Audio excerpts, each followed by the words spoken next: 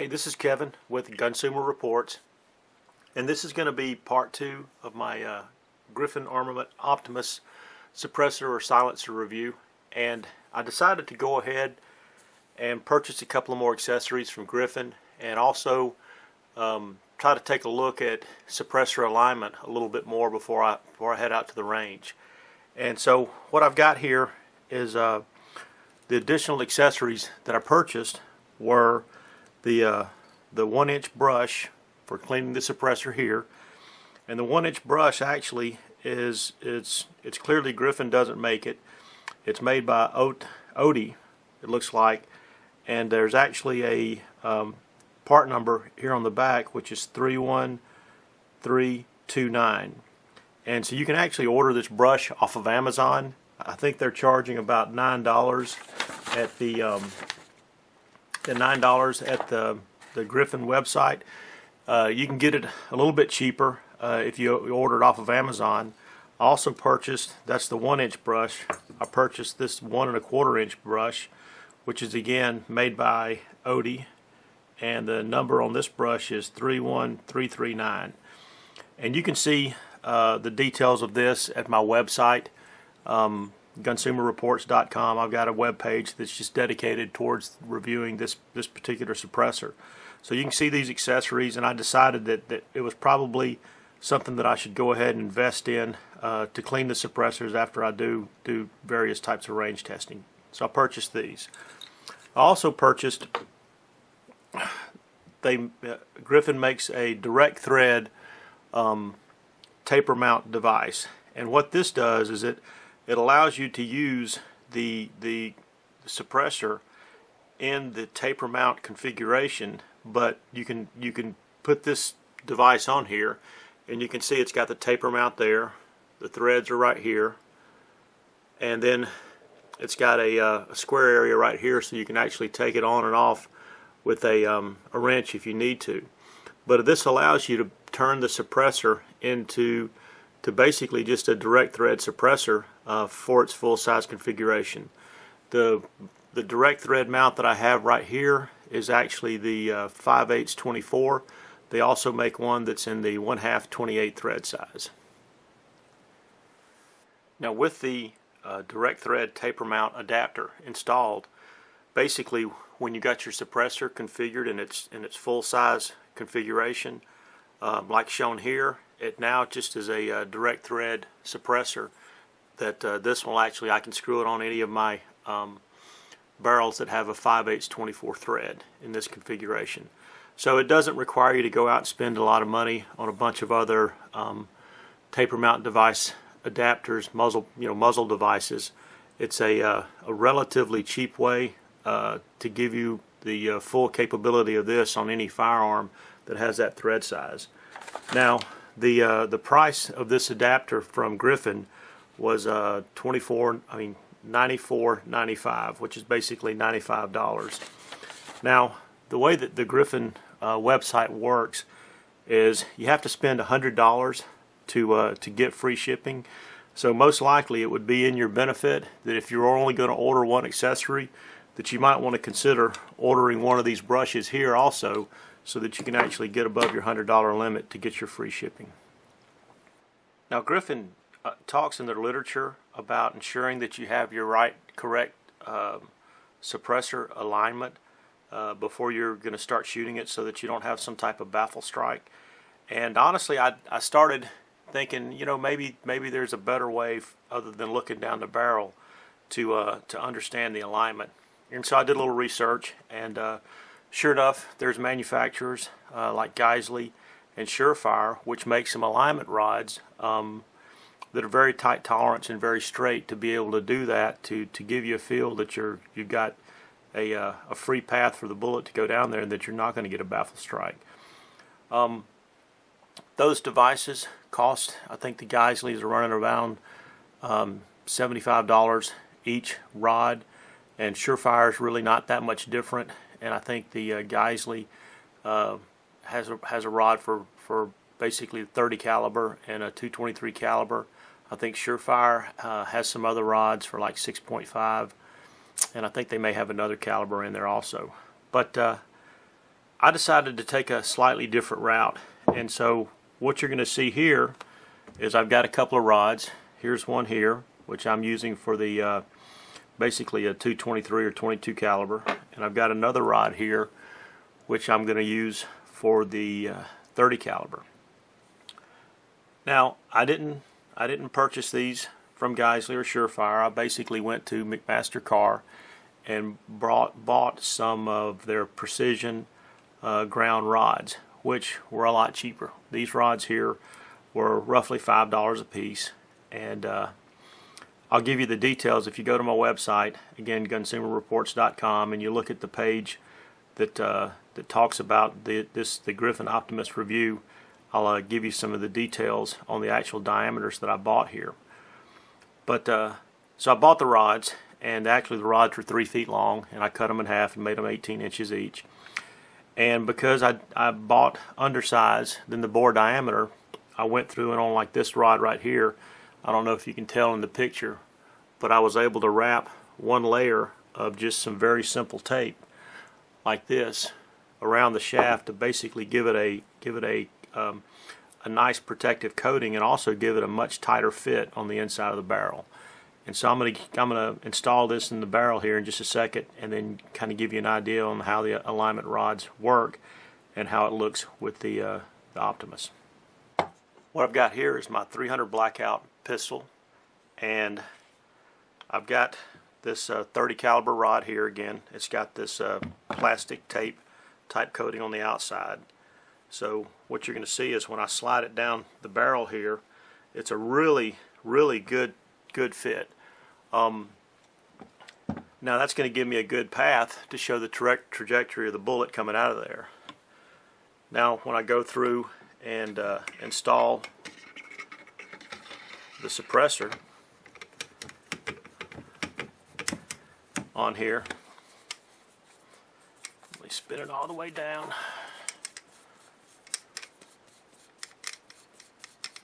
Okay, and then get it good and tight. All right, like that. So it's installed, and what you can do is you can see the rod protruding from the end. Now, if I can get the lighting just right, potentially, and get it in the view of the camera, then you can see that there is a clear path for the bullet to come without actually hitting the end cap or any of the baffles. Now, the Geisley and the Surefire rods are straighter than these particular rods. I think these rods right here, the McMaster ones, are straight within 0.005 inches per foot. This is 18 inches, so this could be roughly 0.0075 difference. But you can take and you can turn the rod if you think that it's not straight, to see if the gap on one side or the other between the rod and the end cap, to see if it's not, if it changes. But like in this case right here, you can clearly see that there's a free path. Now I push the rod in a little bit further. I pull the bolt to the rear, push the rod in a little bit further, so you can actually see that how the rod is centered within that area. And it's not perfect, but I don't think there's going to be an issue there. But this brings up a point in that the actual centering of the rod inside the suppressor, I mean, there's a lot of things that come into play there, which are tolerances that are not only on the suppressor itself, but tolerances that are on the way that the barrel has been threaded. If the barrel wasn't threaded with the center line of the threads truly coaxial with the center line of the barrel, then you can actually get a significant difference in the where the end of the suppressor is as far as alignment goes versus the bore axis of the barrel. So you clearly should always check to make sure that you're going to have alignment on a suppressor with any barrel, because it could be that there's an issue with the threads on the end of your gun. Now there could also be an issue with the suppressor. In the case of this Griffin Optimus, because it's actually a multi-piece suppressor when it's in this configuration, and you can potentially have dimensional tolerance stack ups. Like in this case right here, I've got the taper mount device back here, well, let me back up even further. I've got the threads that were cut into the barrel. I've got the taper mount device itself. I've got this taper mount adapter right here, and then I've got the body of the suppressor itself here. So when you start looking at all the opportunities that you could potentially have for misalignment when you get this far away from the muzzle of the firearm, you could potentially have an issue with alignment. And again, this isn't perfect, but I think it's going to be fine. This shows the suppressor in its, we'll say it's short or its pistol configuration, and I've got the piston booster housing right here installed, and I've got my direct thread adapter for 5/8 24 installed in that. So in this short configuration here, again, you can see the alignment looks good, and should be no issues. Now I want to give you an example of another suppressor which in my opinion does not have good alignment, and it's this C3 Defense suppressor, which I purchased a few years ago. And C3 Defense no longer produces suppressors, and honestly I don't even think they're in business anymore. But what I found on this, when I put my alignment tool in there, I could actually see down the barrel, and looking down the barrel it was clear, and it didn't look like I would have a baffle strike. And honestly, I don't believe I've ever had a baffle strike or an end cap strike. But when you look at the end of this, what you're going to see is, if you can see it, is that the rod is way to one side. Now, what I have observed shooting this suppressor here, 300 blackout suppressor on my short barrel upper assembly right here, what I have seen in shooting the subsonic ammunition through here is that there's a stability issue with the bullets, and you can see that when you start looking at your targets downrange, to where I didn't get any full keyholes in the targets, but you could tell that there was yaw in the bullets. Now, for me, once I finally was able to take a look at it from this perspective here and see that the alignment rod truly isn't in the center that you can see right there, to me there's a potential that instability may be because the bullet is really passing so close to that side of the barrel and not out through the center of the suppressor. Honestly, I'm not 100% sure if that's truly the case, and I'm looking forward to shooting the Optimus through the same pistol because the Optimus has a lot better clearance, and I want to see if I'm having stability issues on those bullets with the Optimus.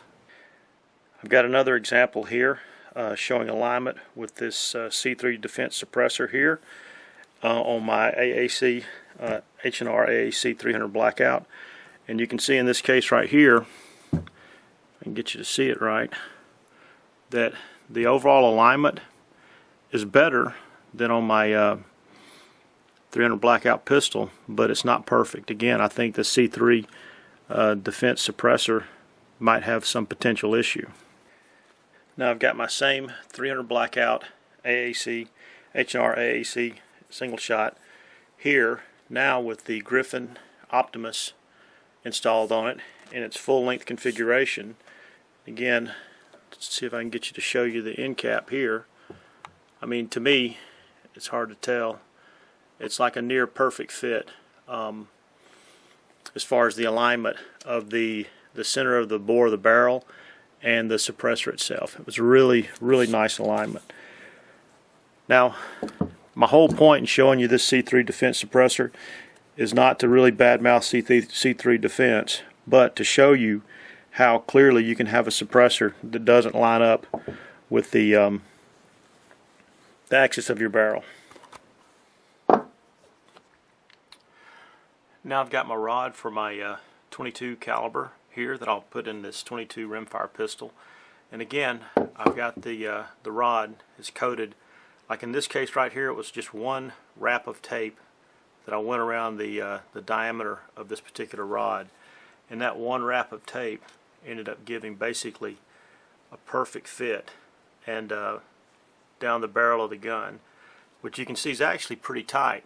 But keep in mind that what's touching, there's no metal touching the metal inside of the barrel, because that tape is basically acting as a pliable bushing around the rod. So in this case right here, it's got an awesome fit, and in this configuration I can try the suppressor in the pistol configuration to where I've got the booster assembly in, because for 22 long rifle, pistol or rifles, you can shoot the suppressor in the pistol configuration without having to have any special adapter or spacer installed.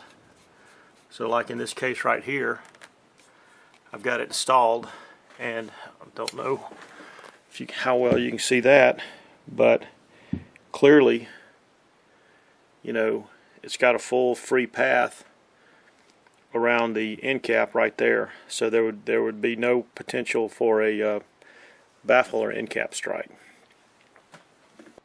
Now, I set up another rod for my 6.5 Creedmoor rifle, my Ruger Precision rifle here, and in this case, because the rod was a tighter fit to the barrel, I ended up using just some simple masking tape like this. And I've got one little wrap around the shaft of the rod right here, and so I can just gingerly slide it into place like that, and it's just a really nice fit.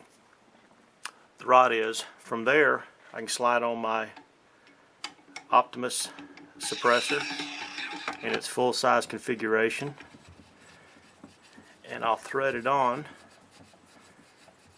like this. Give it a firm, tight fit right there, like that.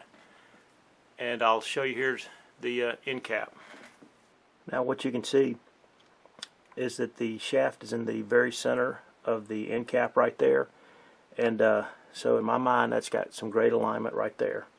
I want to reiterate the reason I'm checking alignment, and you should always check alignment at least once, in my opinion, on any firearm when you put a suppressor on it for the first time, is to ensure that when you've got a suppressor that's this length right here, and you've got these dimensional tolerances that can stack up against it, and you've got manufacturing quality that comes into play, that you could have a case to where you don't have the right alignment like you have here.